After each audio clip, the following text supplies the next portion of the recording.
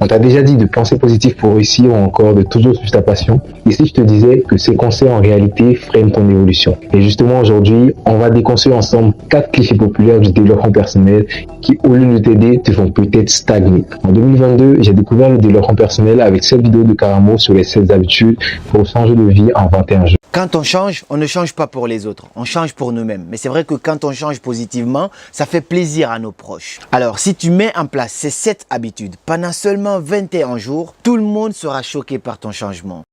Une vidéo très inspirante qui m'a donné envie d'en apprendre un peu plus sur ce domaine pour moi aussi devenir ma meilleure version. Dès l'instant où j'ai fini de regarder cette vidéo, j'ai commencé à en regarder encore plus et j'ai entendu beaucoup de phrases du genre « pense positif, suis ta passion, sors de ton confort, etc. » Des conseils que j'ai essayé de mettre en pratique pendant plus d'1 an et demi, mais sans succès. Et aujourd'hui, je vais t'expliquer en quoi ces conseils ont ralenti mon développement personnel. Alors si tu veux vraiment progresser et découvrir ce qui marche, reste bien jusqu'au bout. Mais avant de commencer cette vidéo, moi c'est Ethan Asamoah, bienvenue sur ma chaîne où on discute d'art oratoire et de développement personnel. Assieds-toi confortablement et si tu es prêt à démystifier avec moi ces mythes et à prendre le contrôle de ton développement personnel, alors c'est parti. Le premier cliché qu'on va démystifier ensemble, tu l'as sûrement déjà entendu, c'est celui de rester positif.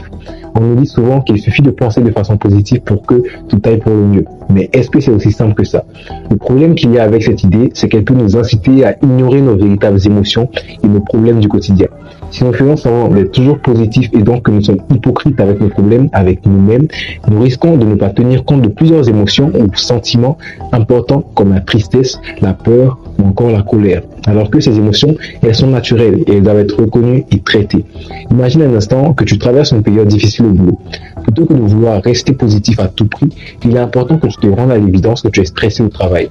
Une fois que tu auras pris compte de ce sentiment de stress, ce sera plus facile pour toi de trouver des solutions en te demandant par exemple qu'est-ce qui cause ce stress, en te confiant à quelqu'un en qui tu as confiance ou même en consultant un professionnel. Je vais te raconter une petite anecdote qui s'est déroulée il n'y a pas très longtemps.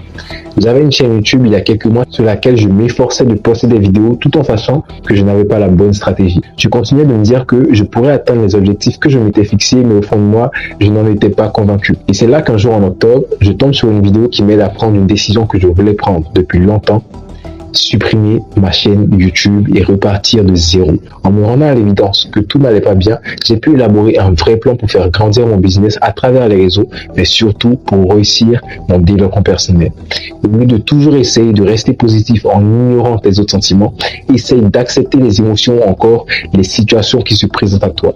Ça ne veut pas dire que si tu es en colère, tout le monde va savoir que tu es en colère. Non, ça veut juste dire que si tu es en colère, accepte que tu es en colère et adopte maintenant une approche positive pour savoir qu'est-ce qui te met en colère et comment tu peux régler ça. Le second cliché aussi très répandu et que tu connais sûrement si tu aimes le développement personnel, c'est sortir de sa zone de confort.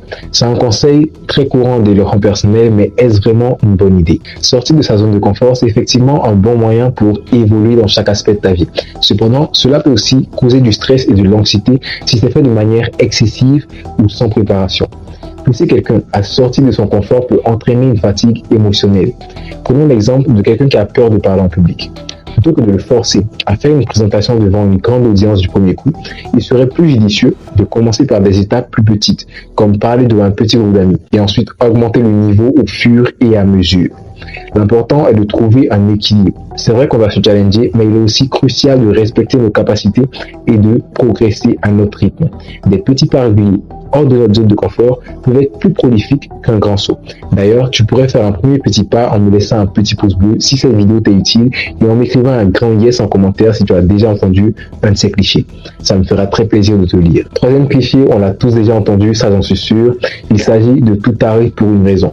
Cette idée, elle est consolatrice, mais est-elle vraiment utile? C'est clair que dire que tout arrive pour une raison peut réduire la douleur et la souffrance des expériences difficiles de notre vie. Mais cela peut aussi déresponsabiliser les gens en les incitant à accepter passivement les situations plutôt que de chercher activement des solutions ou des moyens de s'améliorer.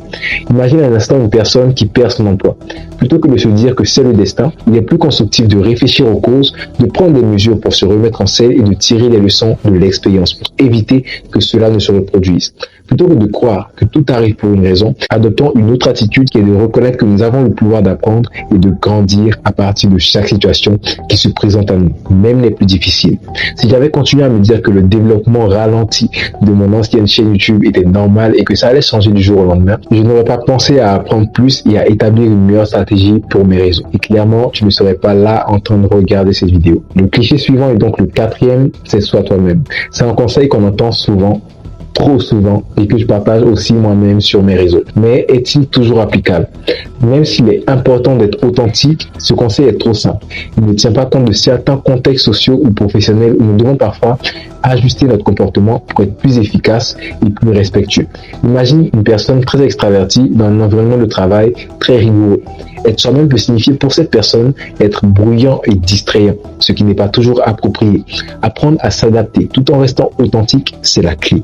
Au lieu d'être simplement soi-même, cherchons à être la meilleure version de nous-mêmes. Cela signifie rester authentique tout en développant des compétences d'adaptation et de communication pour différents contextes. Dans le monde du développement personnel, des conseils comme ça, il y en a plein qui sont partagés, mais qui ne sont pas vraiment expliqués, ce qui peut prêter à la confusion. Et c'est dans le but de mieux les comprendre que j'ai voulu faire cette vidéo et t'aider à comprendre le véritable sens. Si elle t'a été utile, je t'invite à mettre un like, à écrire développement personnel en commentaire et à partager cette vidéo au maximum pour toi aussi aider d'autres personnes dans leur développement personnel. On se dit à la semaine prochaine pour une nouvelle vidéo sur le développement personnel et pour tous ceux qui sont aussi intéressés par le laboratoire, rendez-vous vendredi pour ne pas manquer cette vidéo. C'était Ethan Asamoah, prenez soin de vous et de votre développement personnel. Ciao.